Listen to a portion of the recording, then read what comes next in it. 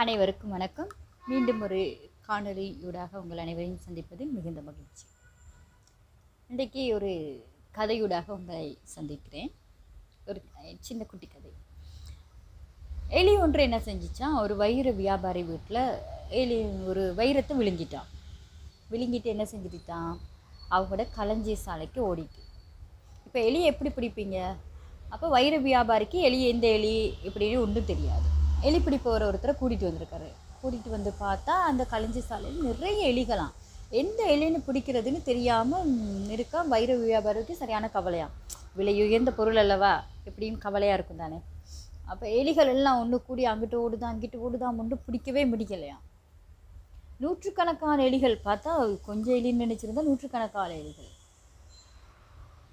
அப்போ எலி பிடிக்கிறவர் பார்த்துருக்கிறாரு. பார்த்தா ஒரு எலி மட்டும் என்ன செஞ்சுருக்கு, அந்த கூட்டத்தோடு சேராமல் ஒதுங்கி தனிச்சு நின்றுருக்குது.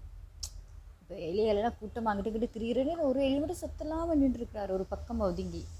எலி பிடிப்பவனுக்கு அவர் வசதியாக போயிட்டு சரியாக அந்த எலியை பார்த்து சுட்டுட்டாராம்.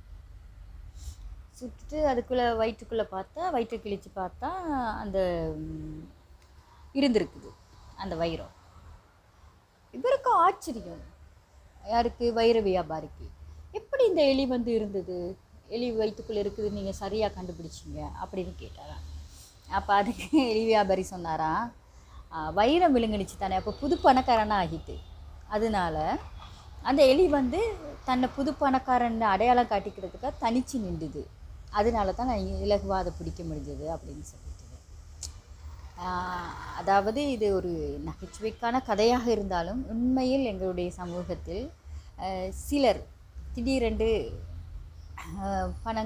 பணக்காரர்களாக மாறும்போது ஏற்கனவே உள்ள உறவுகளையும் நண்பர்களையும் ஒதுக்கிவிட்டு அவர்கள் தனித்துவமாக திகழ்ந்து கொண்டிருப்பார்கள். இது அவர்கள் உழைத்ததாக இருக்கலாம்.